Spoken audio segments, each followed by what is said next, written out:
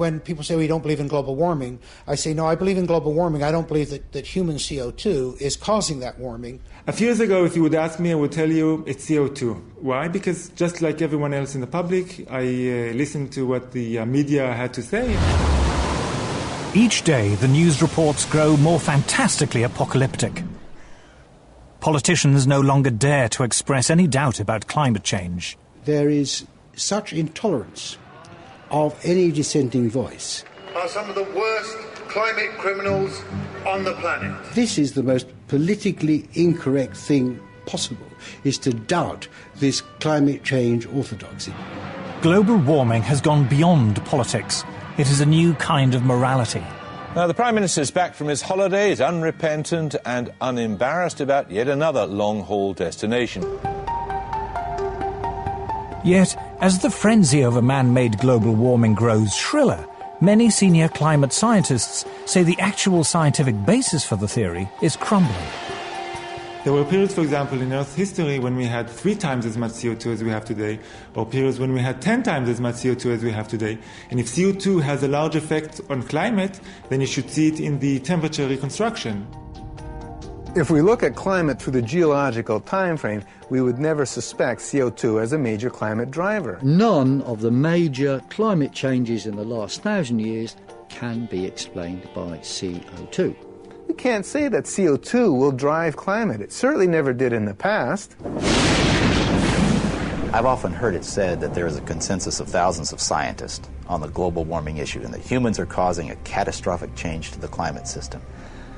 Well, I am one scientist, and there are many that simply think that is not true. Man-made global warming is no ordinary scientific theory. This morning, the Intergovernmental Panel on Climate Change made up of... It is presented in the media as having the stamp of authority of an impressive international organisation. From the IPCC, the United Nations Intergovernmental Panel on Climate Change, or IPCC. The IPCC, like any UN body, is political. The final conclusions are politically driven. This claim that the IPCC is the world's top 1,500 or 2,500 scientists, you look at the bibliographies of the people and it's simply not true. There are quite a number of non-scientists. And to build the number up to 2,500, they have to start taking reviewers and government people and so on, anyone who ever came close to them. And none of them are asked to agree. Many of them disagree. Those people who are specialists but don't agree with the polemic and resign, and there have been a number that I know of, they are simply put on the author list and become part of this 2,500 of the world's top scientists. People have decided you have to convince other people that since no scientist disagrees, you shouldn't disagree either. But that, whenever you hear that in science, that's pure propaganda. This is a story of how a theory about climate turned into a political ideology.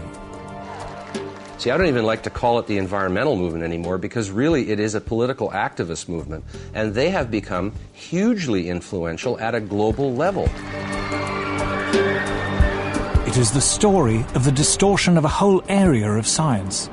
Climate scientists need there to be a problem in order to get funding. We have a vested interest in creating panic, because then money will flow to climate science. There's one thing you shouldn't say, and that is, this might not be a problem. It is the story of how a political campaign turned into a bureaucratic bandwagon. Fact of the matter is that tens of thousands of jobs depend upon global warming right now. It's a big business. It's become a great industry in itself. And if the whole global warming farrago collapsed, there'd be an awful lot of people out of jobs and looking for work. This is a story of censorship and intimidation. I have seen and heard their spitting fury at anybody who might disagree with them, which is not the scientific way. It is a story about Westerners invoking the threat of climatic disaster to hinder vital industrial progress in the developing world. One clear thing that emerges from the whole environmental debate is the point that there's somebody keen to kill the African dream, and the African dream is to develop. The environmental movement has evolved into the strongest force there is for preventing development in the developing countries. The global warming story is a cautionary tale of how a media scare became the defining idea of a generation. The whole global warming business has become like a religion. And people who disagree are called heretics. I'm a heretic. The makers of this program are all heretics.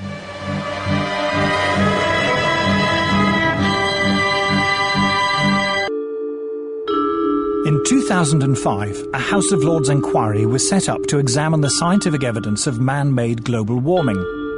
A leading figure in that inquiry was Lord Lawson of Blaby, who, as Chancellor of the Exchequer in the 1980s, was the first politician to commit government money to global warming research.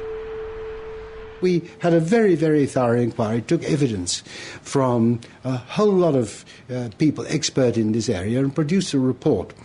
What surprised me was to discover how weak and uncertain the science was. In fact, there are more and more thoughtful people, some of them a little bit frightened to come out in the open, but who quietly, privately, and some of them publicly, are saying, hang on, wait a minute, this simply doesn't add up. We are told that the Earth's climate is changing. But the Earth's climate is always changing. In Earth's long history, there have been countless periods when it was much warmer and much cooler than it is today, when much of the world was covered by tropical forests, or else vast ice sheets. The climate has always changed, and changed without any help from us humans. We can trace the present warming trend back at least 200 years, to the end of a very cold period in Earth's history. This cold spell is known to climatologists as the Little Ice Age. Let it snow, let it snow, let it snow. It doesn't show signs of stopping. In the 14th century, Europe plunged into the Little Ice Age. And where we would look for evidence of this are the old illustrations and prints and pictures of Old Father Thames. Because during the hardest and toughest winters of that Little Ice Age, the Thames would freeze over. And there were wonderful ice fairs held on the Thames, skating and people actually selling things on the ice. If we look back further in time, before the Little Ice Age, we find a balmy golden era, when temperatures were higher than they are today, a time known to climatologists as the medieval warm period.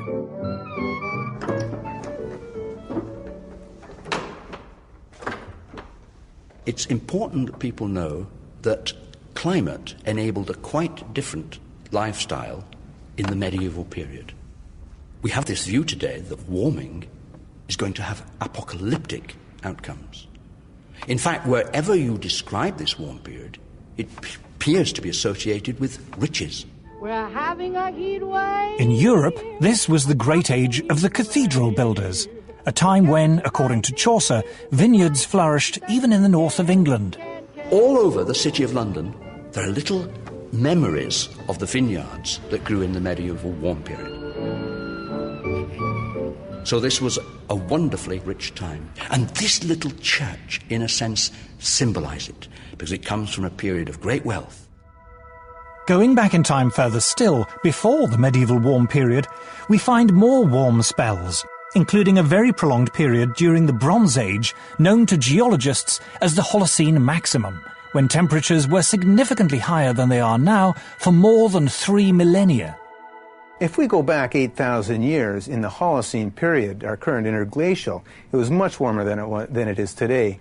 Now, the polar bears obviously survived that period. They're with us today. They are very adaptable, and these warm periods in the past, what we call hypsithermals, pose no problem for them. Climate variation in the past is clearly natural. So why do we think it's any different today?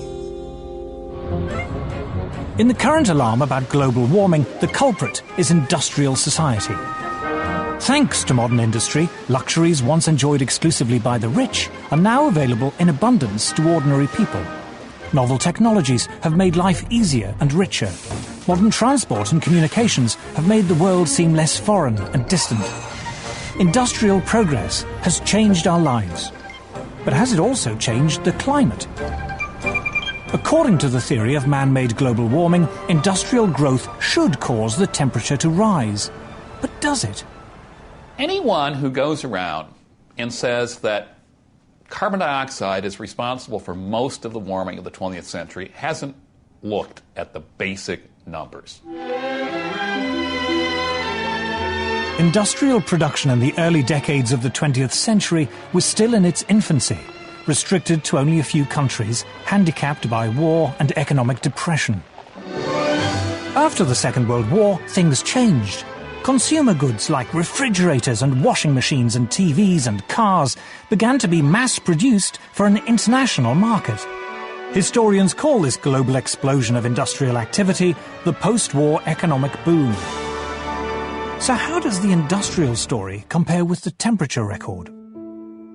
Since the mid-19th century, the Earth's temperature has risen by just over 0.5 degrees Celsius. But this warming began long before cars and planes were even invented. What's more, most of the rise in temperature occurred before 1940, during a period when industrial production was relatively insignificant. After the Second World War, during the post-war economic boom, temperatures, in theory, should have shot up. But they didn't. They fell. Not for 1 or 2 years, but for 4 decades. In fact, paradoxically, it wasn't until the world economic recession in the 1970s that they stopped falling. CO2 began to increase exponentially in about 1940, but the temperature actually began to decrease 1940, continued till about 1975. So this is the opposite relation. When the CO2 is increasing rapidly, but yet the temperature decreasing, then we cannot say that CO2 and the temperature go together. Temperature went up significantly up to 1940 when human production of CO2 was relatively low. And then in the post-war years, when industry and the whole economies of the world really got going, and human production of CO2 just soared, the global temperature was going down. In other words, the facts didn't fit the theory. Just at a time when, after the Second World War, industry was booming, carbon dioxide was increasing, and yet the Earth was getting cooler and starting off scares of a coming ice age, it made absolutely no sense. It still doesn't make sense. Why do we suppose that carbon dioxide is responsible for our changing climate? CO2 forms only a very small part of the Earth's atmosphere. In fact, we measure changes in the level of atmospheric CO2 in tens of parts per million. If you take CO2 as a percentage of all the gases in the atmosphere, the oxygen, the nitrogen, and argon, and so on, it's 0.054%. It's an incredibly small portion. And then, of course, you've got to take that portion that supposedly humans are adding, which is the focus of all the concern, and it gets even smaller. Although CO2 is a greenhouse gases themselves only form a small part of the atmosphere. What's more, CO2 is a relatively minor greenhouse gas. The atmosphere is made up of a multitude of gases. A small percentage of them we call greenhouse gases. And of that very small percentage of greenhouse gases, 95% of it is water vapor. It's the most important greenhouse gas. Water vapor is a greenhouse gas, by far the most important greenhouse gas. So is there any way of checking whether the recent warming was due to an increase in greenhouse gas? There is only one way to tell, and that is to look up in the sky, or a part of the sky known to scientists as the troposphere. If it's greenhouse warming, you get more warming in the middle of the troposphere, the first 10, 12 kilometers of the atmosphere, than you do at the surface. There are good theoretical reasons for that, having to do with how the greenhouse works. The greenhouse effect works like this. The sun sends its heat down to Earth. If it weren't for greenhouse gases, this solar radiation would bounce back into space, leaving the planet cold and uninhabitable. Greenhouse gas traps the escaping heat in the Earth's troposphere, a few miles above the surface. And it's here, according to the climate models, that the rate of warming should be highest, if it's greenhouse gas that's causing it. All the models, every one of them, calculates that the warming should be faster as you go up from the surface into the atmosphere. And in fact, the maximum warming over the equator should take place at an altitude of about 10 kilometers. A scientist largely responsible for measuring the temperature in the Earth's atmosphere is Professor John Christie.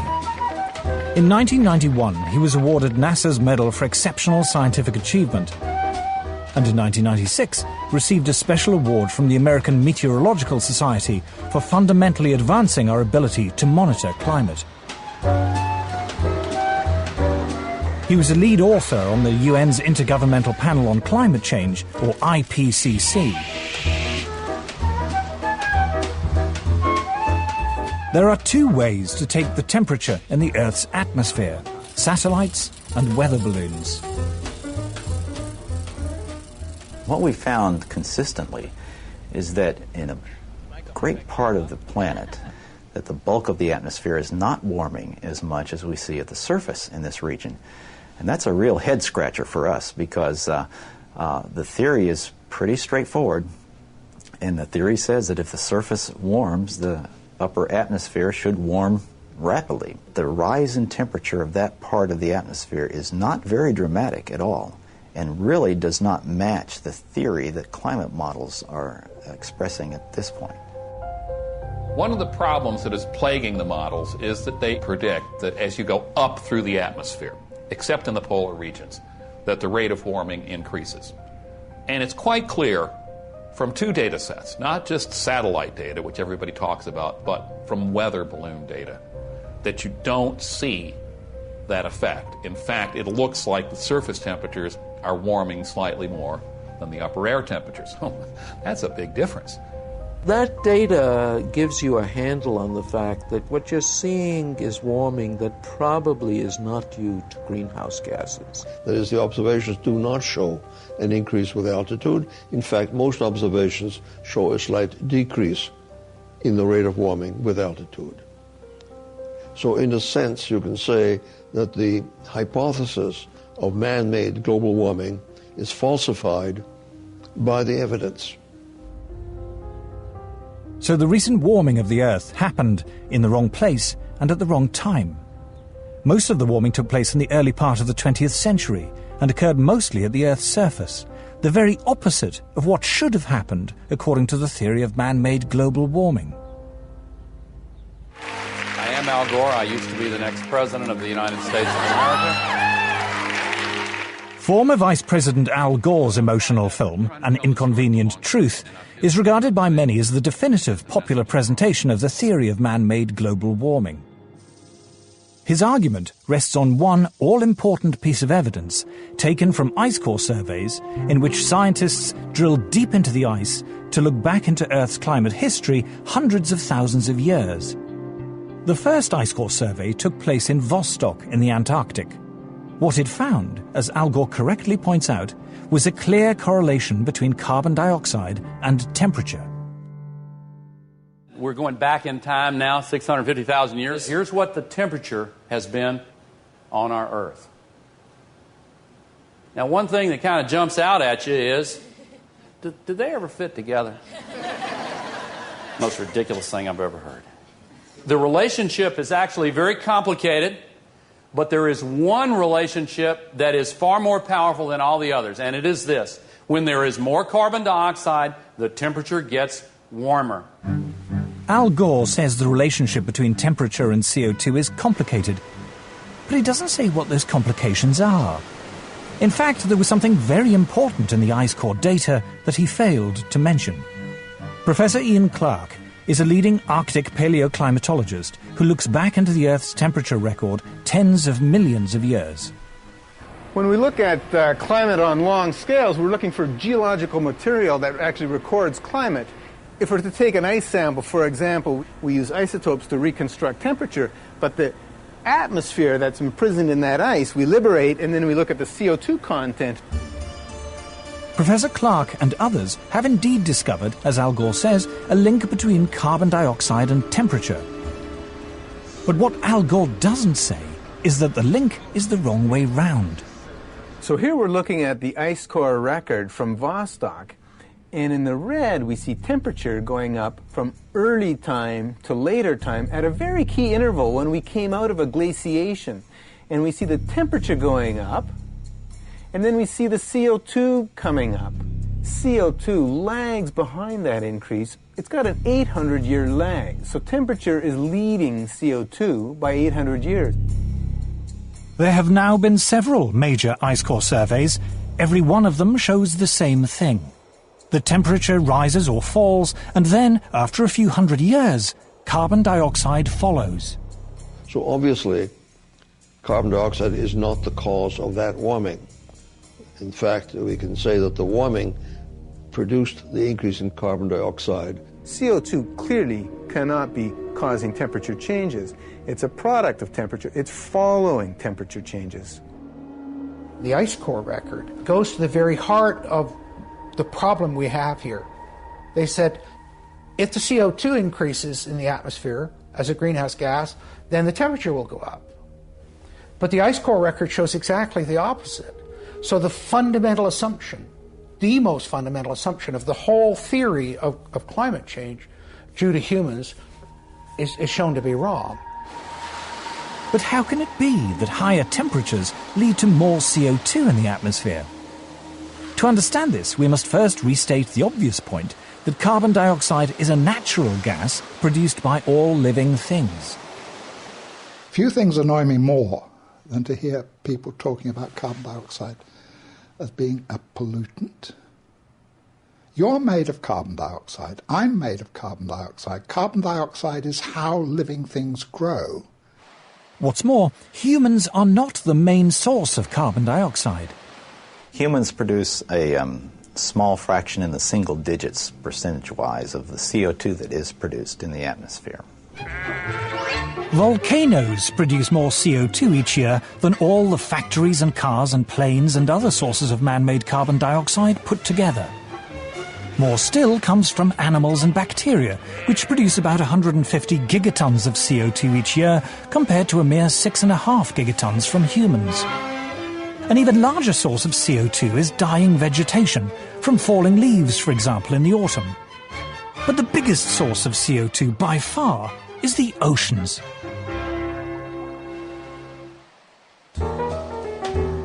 Carl Wunsch is Professor of Oceanography at MIT. He was also visiting Professor in Oceanography at Harvard University and University College London, and a Senior Visiting Fellow in Mathematics and Physics at the University of Cambridge.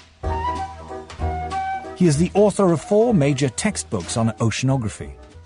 The ocean is the major reservoir into which carbon dioxide goes when it comes out of the atmosphere, or from which it is re-emitted to the atmosphere. If you heat the surface of the ocean, it tends to emit carbon dioxide. So similarly, if you cool the ocean surface, the ocean can dissolve more carbon dioxide. So the warmer the oceans, the more carbon dioxide they produce, and the cooler they are, the more they suck in. But why is there a time lag of hundreds of years between a change in temperature and a change in the amount of carbon dioxide going into or out of the sea? The reason is that oceans are so big and so deep, they take literally hundreds of years to warm up and cool down.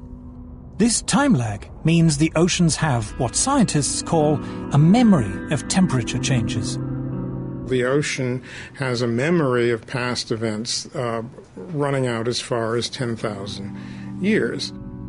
So, for example, if somebody says, "Oh, I'm seeing changes in the North Atlantic," this must mean that the climate system is changing. It may only mean that something happened in a remote part of the ocean decades or hundreds of years ago, whose effects are now beginning to show up in the North Atlantic.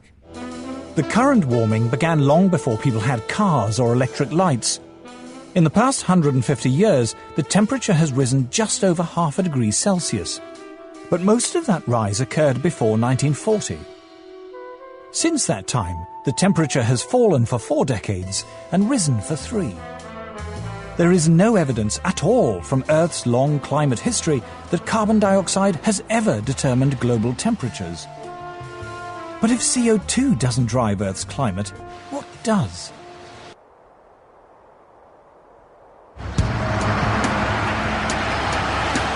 The common belief that carbon dioxide is driving climate change is at odds with much of the available scientific data. Data from weather balloons and satellites, from ice core surveys, and from the historical temperature records. But if CO2 isn't driving climate, what is? Isn't it bizarre to think that it's humans, when we're filling up our car, turning on our lights, that we're the ones controlling climate? Just look in the sky. Look at that massive thing, the sun. Even humans at our present 6.5 billion are minute relative to that. In the late 1980s, solar physicist Piers Corbyn decided to try a radically new way of forecasting the weather. Despite the huge resources of the official Met Office, Corbyn's new technique consistently produced more accurate results. He was hailed in the national press as a super weatherman. The secret of his success was the sun. The origin of our solar weather technique of long-range forecasting came originally from study of sunspots and a desire to predict those. And then I realised it was actually much more interesting to use the sun to predict the weather.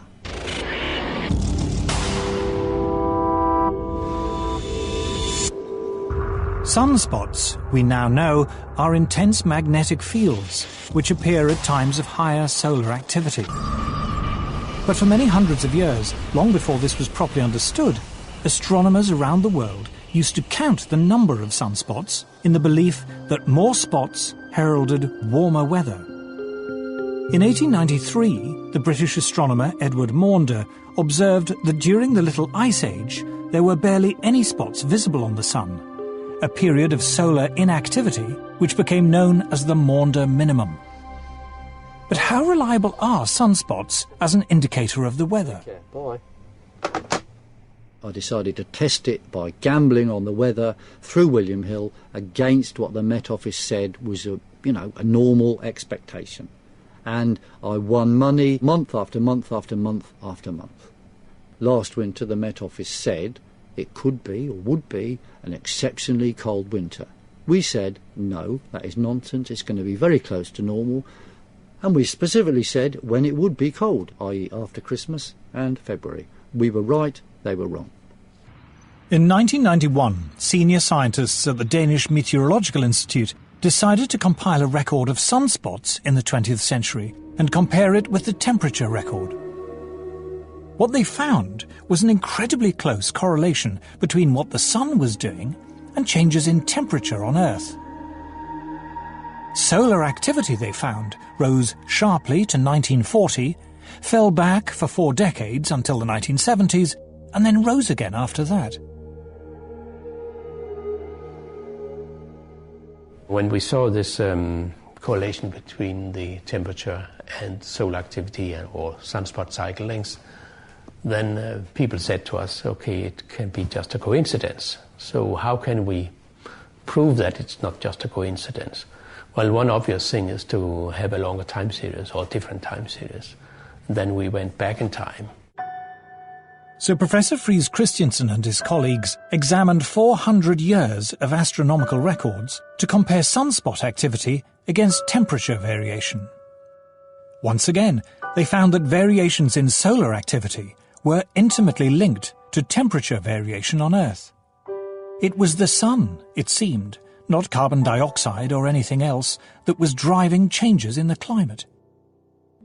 In a way, it's not surprising. The sun affects us directly, of course, when it sends down its heat. But we now know the sun also affects us indirectly through clouds. Clouds have a powerful cooling effect, but how are they formed? In the early 20th century, scientists discovered that the Earth was constantly being bombarded by subatomic particles. These particles, which they called cosmic rays, originated, it was believed, from exploding supernovae far beyond our solar system. When the particles coming down meet water vapour rising up from the sea, they form water droplets and make clouds. But when the sun is more active and the solar wind is strong, fewer particles get through and fewer clouds are formed.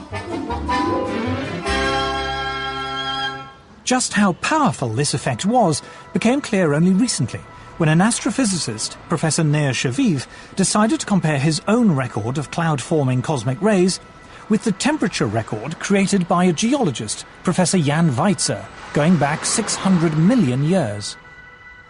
What they found was that when cosmic rays went up, the temperature went down.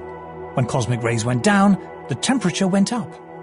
Clouds and the Earth's climate were very closely linked. To see how close, you just flip the lines. We just compared the graphs, just put them one upon the other, and it was just amazing. Jan Weitzer looked at me and says, we have very explosive data here. I've never seen such vastly different records coming together so beautifully to show really what was happening over that long period of time. The climate was controlled by the clouds. The clouds were controlled by cosmic rays. And the cosmic rays were controlled by the sun. It all came down to the sun. If you had X-ray eyes, what appears as a nice, friendly yellow ball would appear like a raging tiger.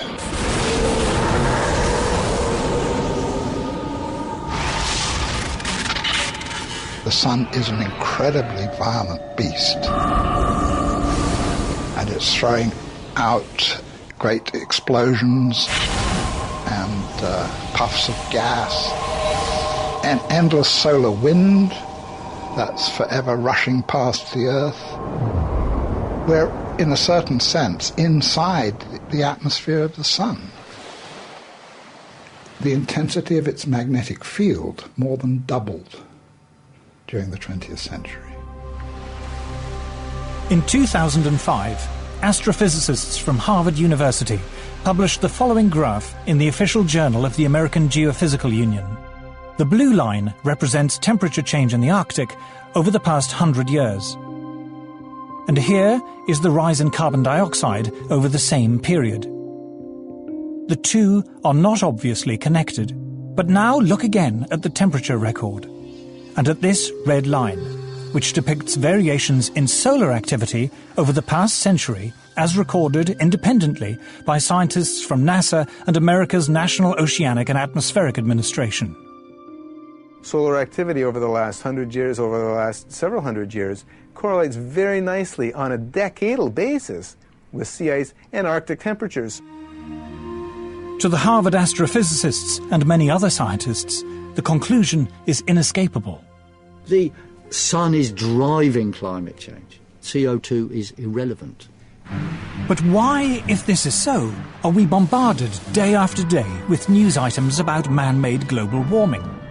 Why do so many people in the media and elsewhere regard it as an undisputed fact? To understand the power of global warming theory, we must tell the story of how it came about.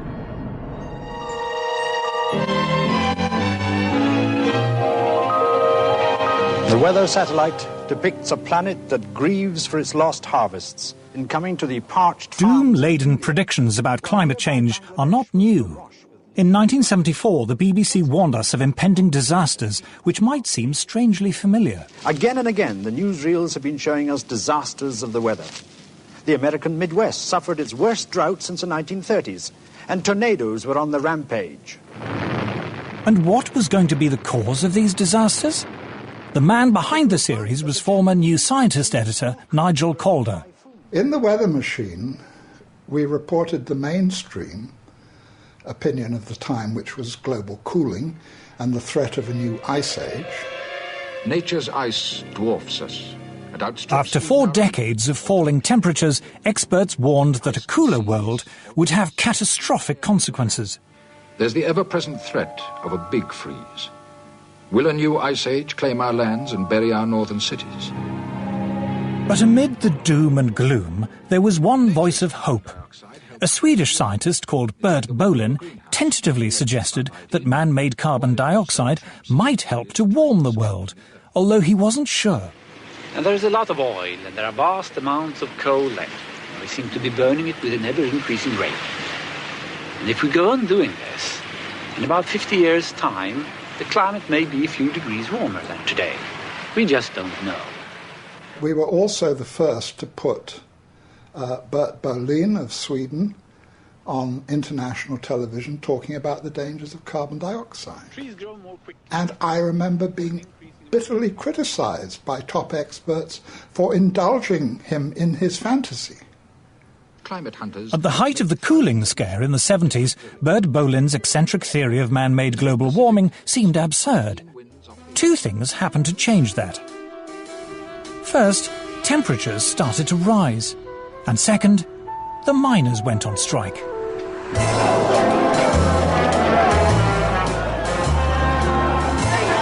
To Margaret Thatcher, energy was a political problem.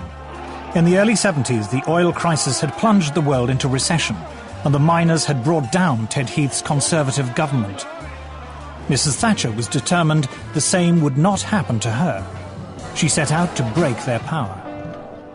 What we have seen in this country is the emergence of an organized revolutionary minority who are prepared to exploit industrial disputes, but whose real aim is the breakdown of law and order and the destruction of democratic parliamentary government. The politicization of this subject started with Margaret Thatcher. She was very concerned always, I remember when I was Secretary of State for Energy, to promote nuclear power.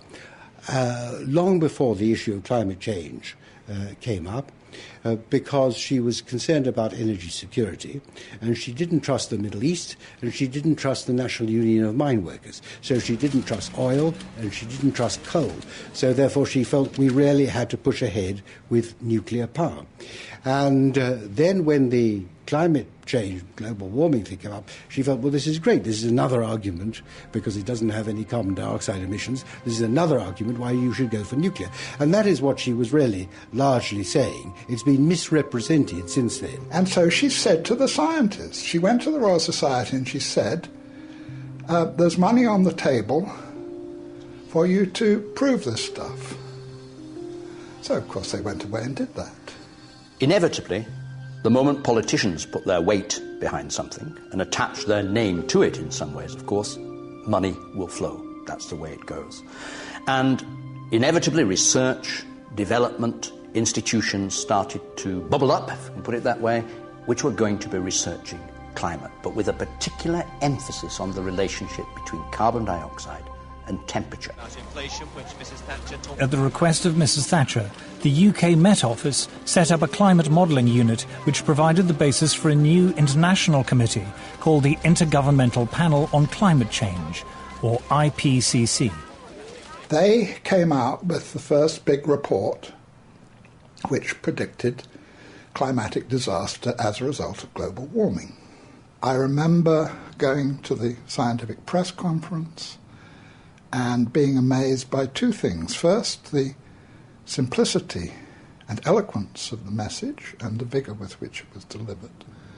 And secondly, the total disregard of all climate science up till that time, including, incidentally, the role of the sun, which had been the subject of a major meeting at the Royal Society just a few months earlier.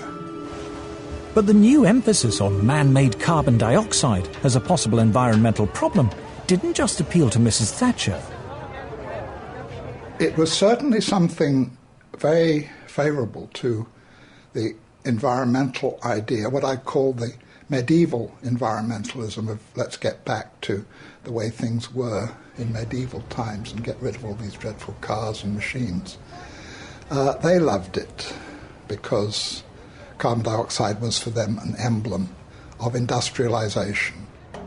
Well, carbon dioxide clearly is an industrial gas, and sort of tied in with economic growth, with transportation in cars, with what we call civilization. And there are forces in the environmental movement that are simply against economic growth. They think that's bad. It could be used to legitimize a whole suite of myths that already existed: anti-car, anti-growth, anti-development, and above all, anti-that great Satan, the US. Patrick Moore is considered one of the foremost environmentalists of his generation. He is co-founder of Greenpeace. The shift to climate being a major focal point came about for two very distinct reasons. The first reason was because by the mid-'80s, a majority of people now agreed with all of the reasonable things we in the environmental movement were saying they should do. Now, when a majority of people agree with you, it's pretty hard to remain confrontational with them. And so the only way to remain anti-establishment was to adopt ever more extreme positions. When I left Greenpeace, it was in the midst of them adopting a campaign to ban chlorine worldwide. Like I said, you guys, this is one of the elements in the periodic table, you know. I mean, I'm not sure if that's in our jurisdiction to be banning a whole element. Destroying the wall were soon down. The other reason that environmental extremism emerged was because world communism failed, the wall came down, and a lot of peaceniks and political activists moved into the environmental movement, bringing their neo-Marxism with them, and learned to use green language in a very clever way to cloak agendas that actually have more to do with anti-capitalism and anti-globalization than they do anything with ecology or science. The left have been slightly disoriented by the manifest failure of socialism and indeed even more so of communism as it was tried out. And therefore they still remain as anti-capitalist as they were, but they have to find a new guise for their anti-capitalism. And it was a kind of amazing alliance from Margaret Thatcher on the right through to very left-wing anti-capitalist environmentalists that created this kind of momentum behind a loony idea. By the early 1990s, man-made global warming was no longer a slightly eccentric theory about climate. It was a full-blown political campaign. It was attracting media attention, and as a result, more government funding. Prior to Bush the Elder, I think the level of funding for climate and climate-related sciences was somewhere around the order of $170 million a year, which was reasonable for the size of the field. It jumped to $2 billion a year, more than a factor of 10. And that changed a lot. I mean, that's a lot of jobs. A lot of jobs. It brought a lot of new people into it who otherwise were not interested. So you developed whole cadres of people whose only interest in the field was that there was global warming. If I wanted to do research on, shall we say, the squirrels of Sussex, what I would do, and this is any time from 1990 onwards, I would write my grant application saying, I want to investigate the nut-gathering behavior of squirrels with special reference to the effects of global warming. And that way I get my money. If I forget to mention global warming, I might not get the money. There's really no question in my mind that the large amounts of money that have been fed into this particular, rather small area of science have distorted the overall scientific effort. We're all competing for funds. And if your field is the focus of concern, you have that much less work rationalizing why your field should be funded.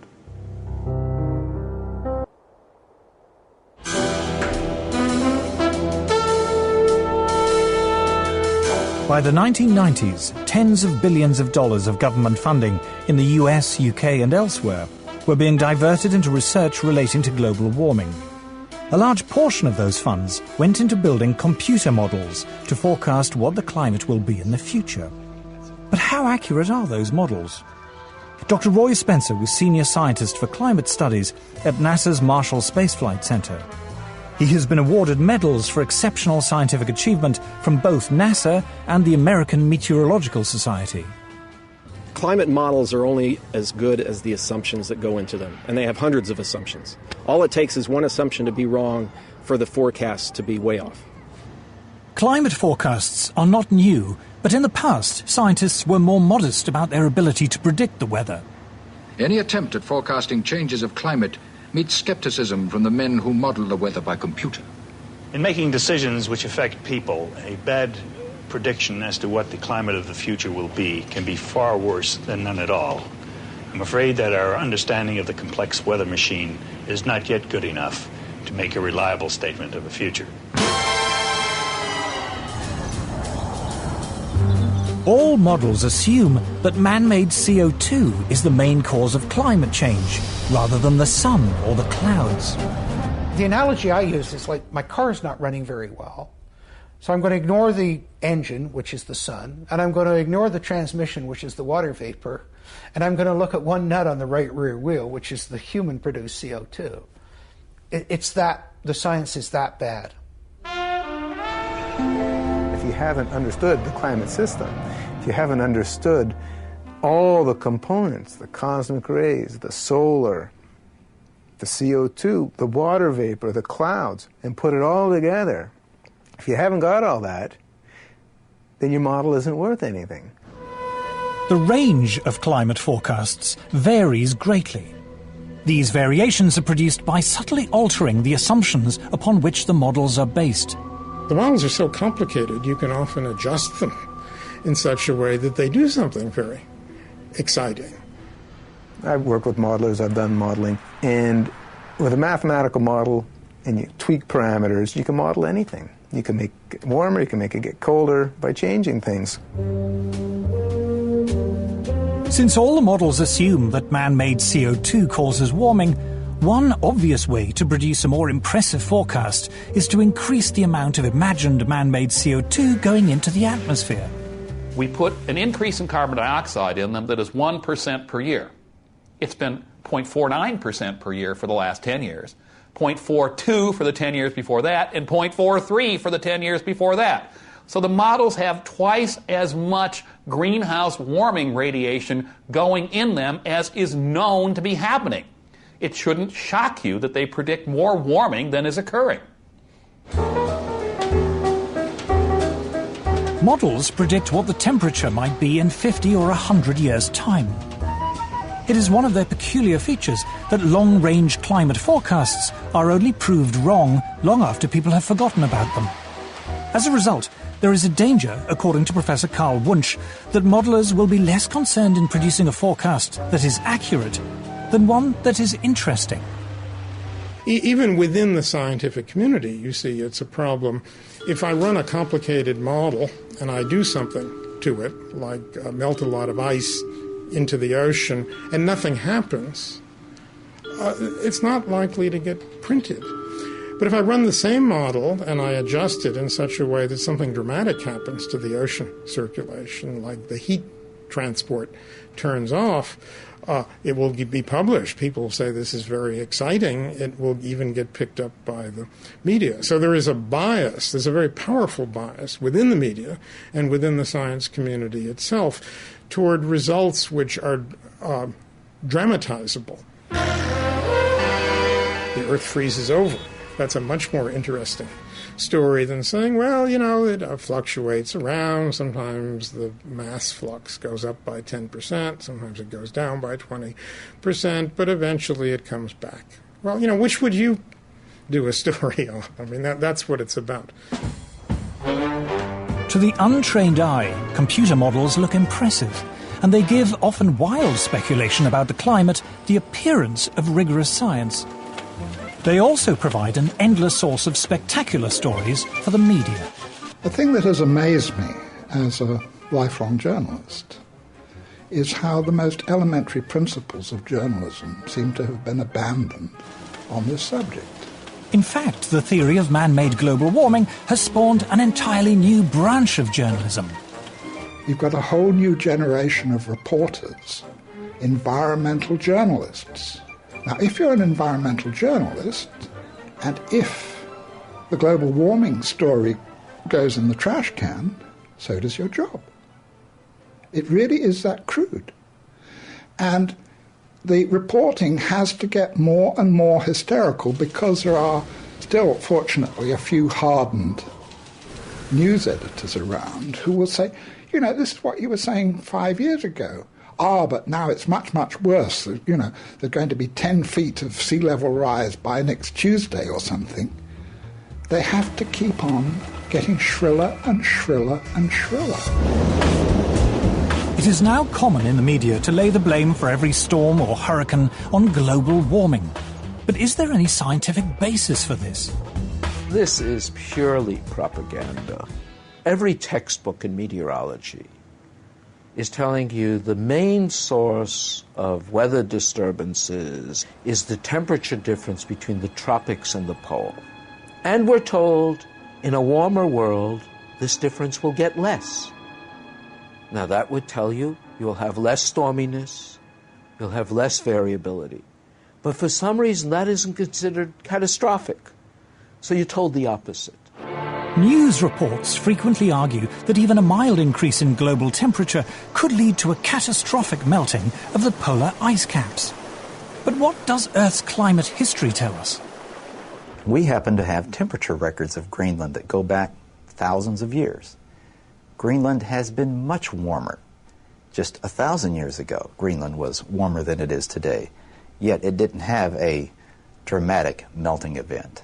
Even if we talk about something like permafrost, a great deal of the permafrost, that icy layer under the forests of Russia, for example, 7,000 or 8,000 years ago melted far more than we're having any evidence about it melting now.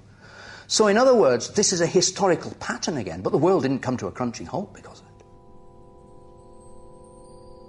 Professor Siunishi Akasofu is head of the International Arctic Research Center in Alaska. The IARC is the world's leading Arctic research institute.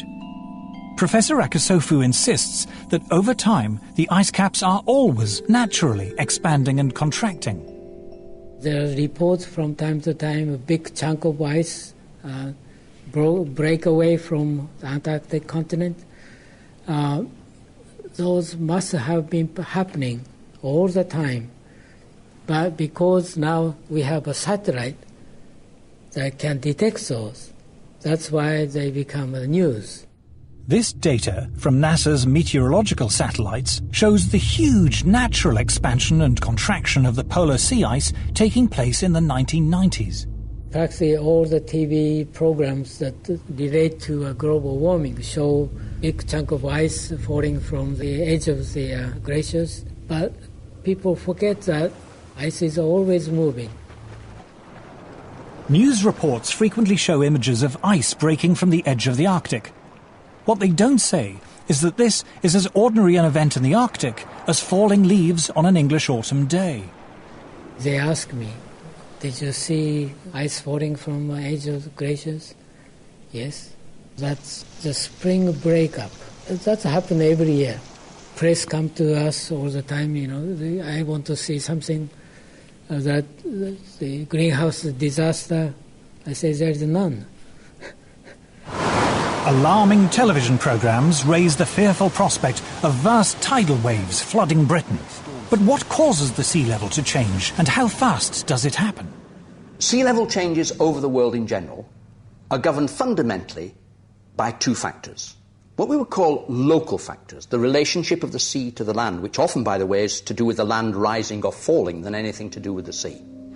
But if you're talking about what we call eustatic changes of sea, worldwide changes of sea, that's through the thermal expansion of the oceans, nothing to do with melting ice. And that's an enormously slow and long process. people say, oh, I see the ocean doing this last year, that means that something changed in the atmosphere last year. And this is not necessarily true at all. In fact, it's actually quite unlikely, because it can take hundreds to thousands of years for the deep ocean to respond to forces and changes that are taking place at the surface.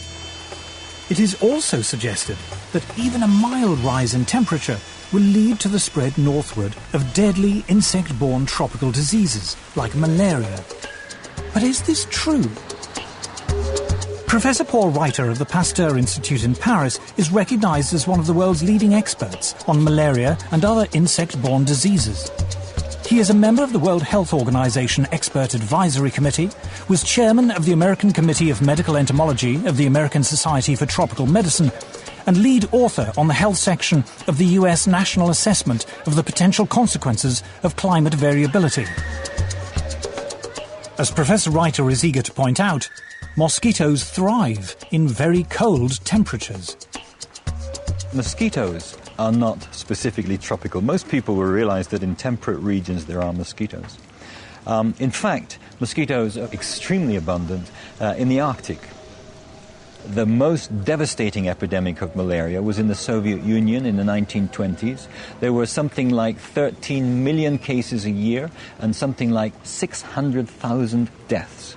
A tremendous catastrophe that reached up to the Arctic Circle. Archangel had 30,000 cases and about 10,000 deaths. So it's not a tropical disease. Yet these people in the global warming fraternity invent the idea that malaria will move northwards. Climate scare stories cannot be blamed solely on sloppy or biased journalism.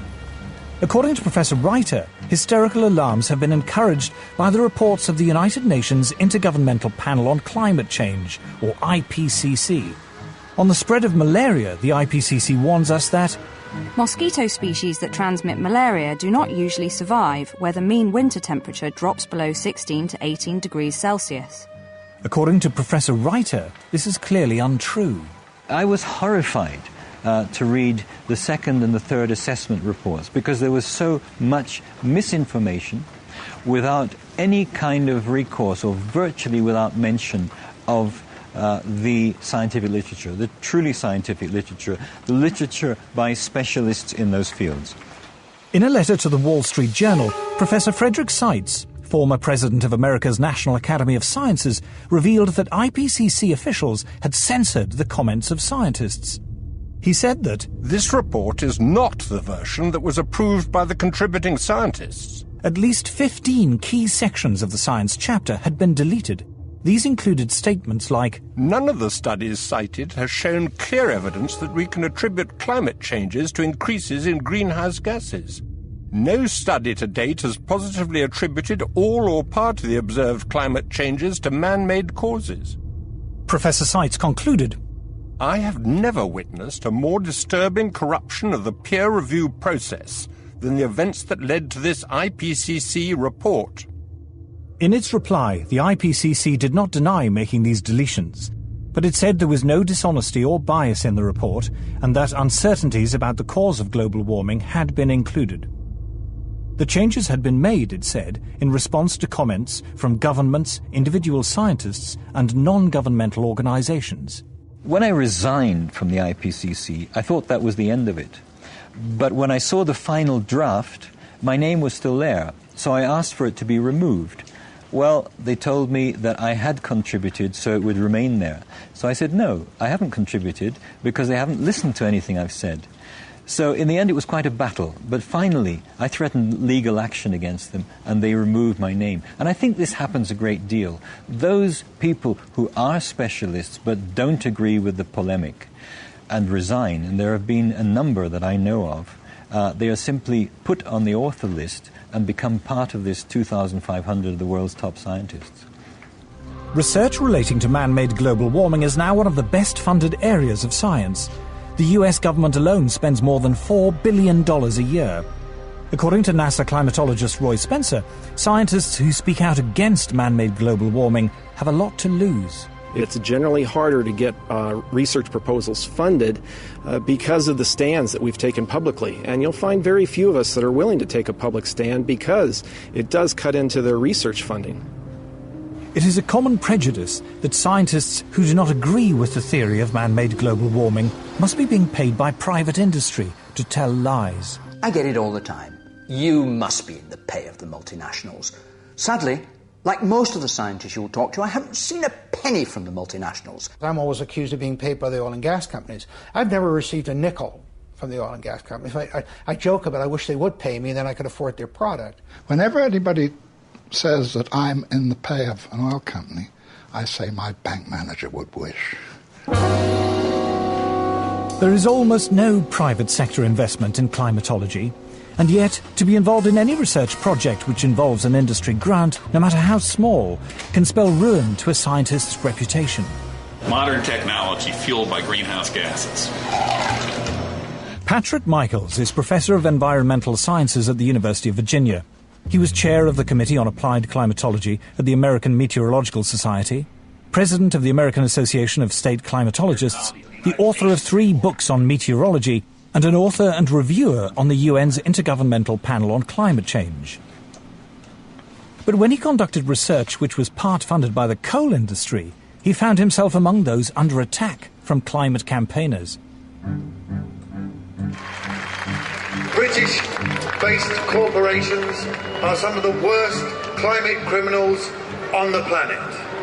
Shell is based in the UK, right here in London. We have the right and the duty to take it back into public ownership, dismantle it, break it up, and send its managers to rehabilitation training. But reasoned debate is not the only casualty in the global warming alarm. As international public policy bears down on industrial emissions of carbon dioxide, the developing world is coming under intense pressure not to develop.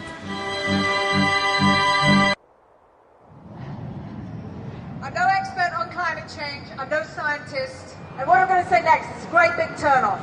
It's just that. Turning off anything you don't need, you're not using it. It's easier than you think to make a difference.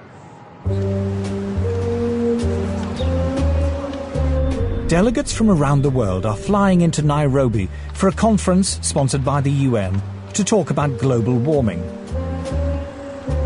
Civil servants, professional NGO campaigners, carbon offset fund managers, environmental journalists and others will discuss every aspect of man-made climate change, from how to promote solar panels in Africa to the relationship between global warming and sexism.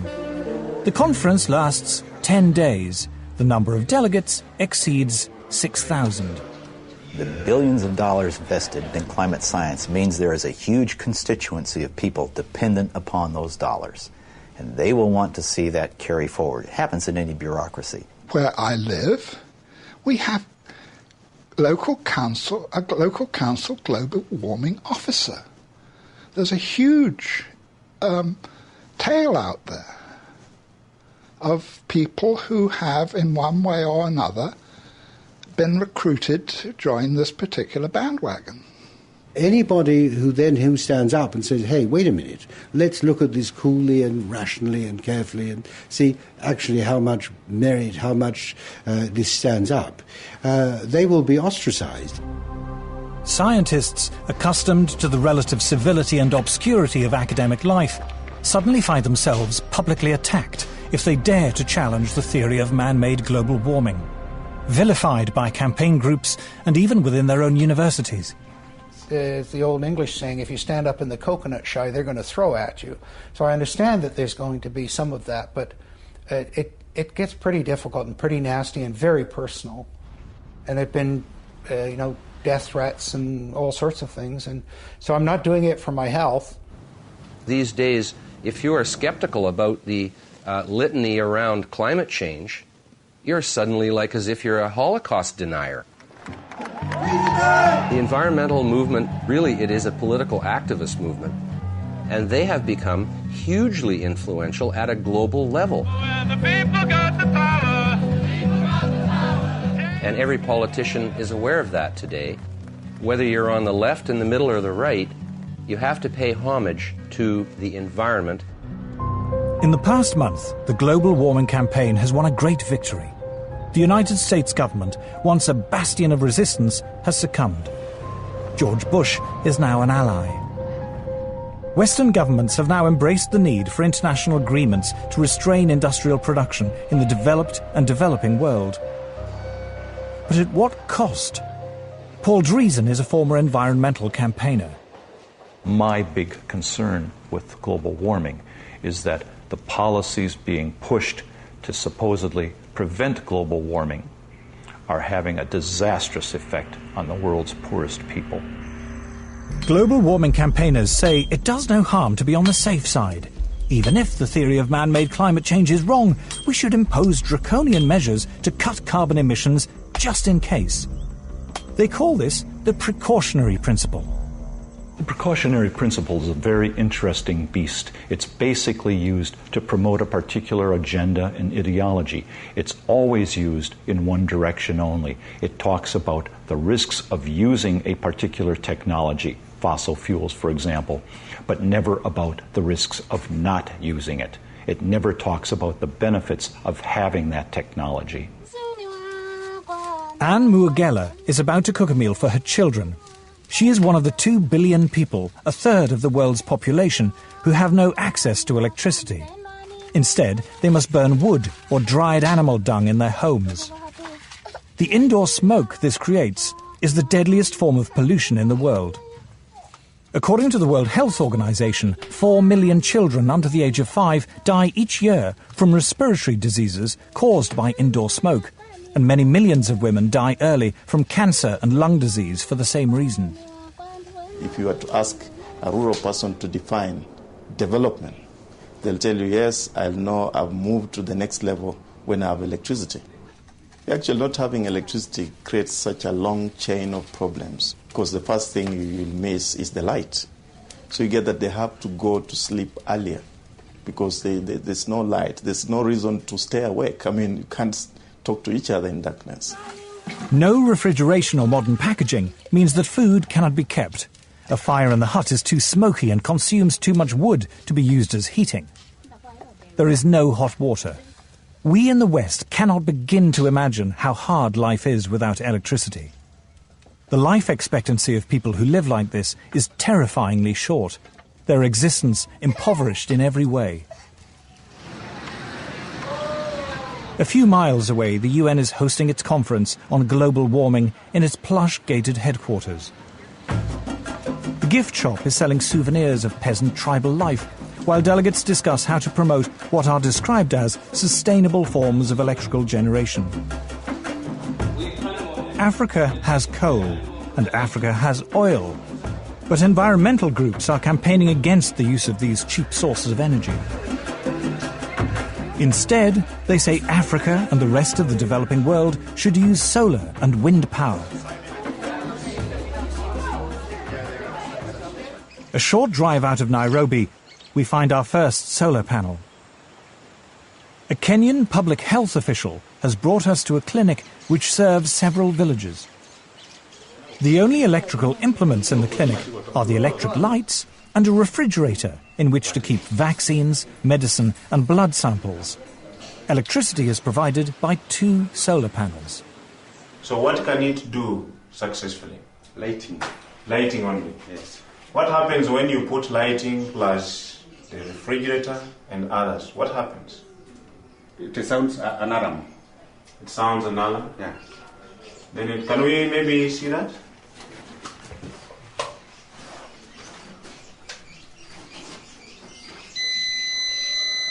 The solar panels allow Dr. Samuel Mwangi to use either the lights or the refrigerator, but not both at the same time.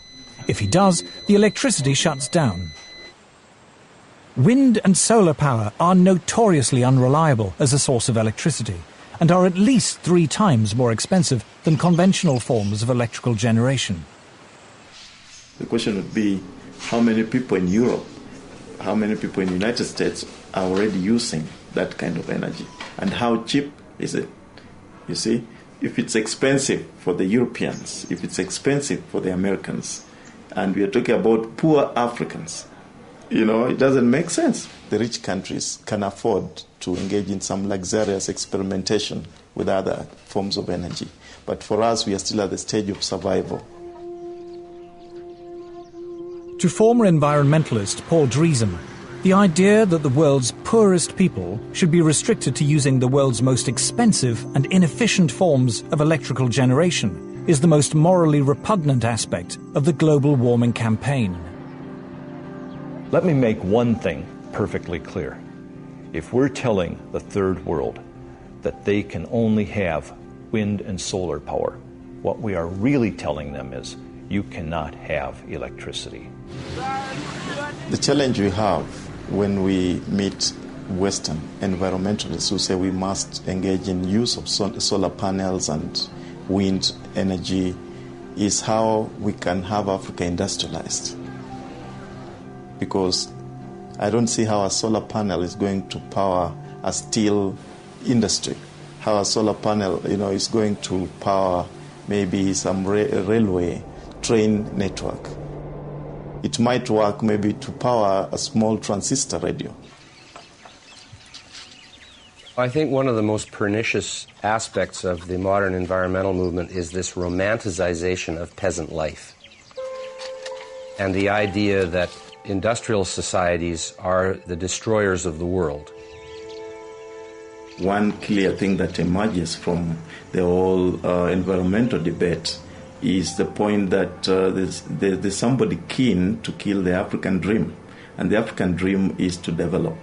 The environmental movement has evolved into the strongest force there is for preventing development in the developing countries. If you're being told, don't touch your resource, don't touch your oil, don't touch your coal, that is suicide. I think it's legitimate for me to call them anti-human.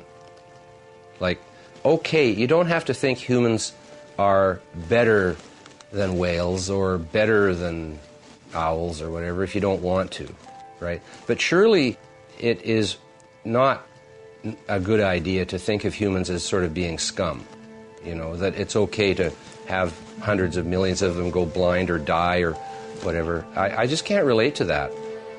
The theory of man-made global warming is now so firmly entrenched, the voices of opposition so effectively silenced, it seems invincible, untroubled by any contrary evidence, no matter how strong. The global warming alarm is now beyond reason. There will still be people who believe that this is the end of the world, particularly when you have, for example, the chief scientist of the UK telling people that by the end of the century, the only habitable place on the Earth will be the Antarctic. And humanity may survive thanks to some breeding couples who move to the Antarctic. I mean, it's hilarious. It would be hilarious, actually, if it weren't so sad.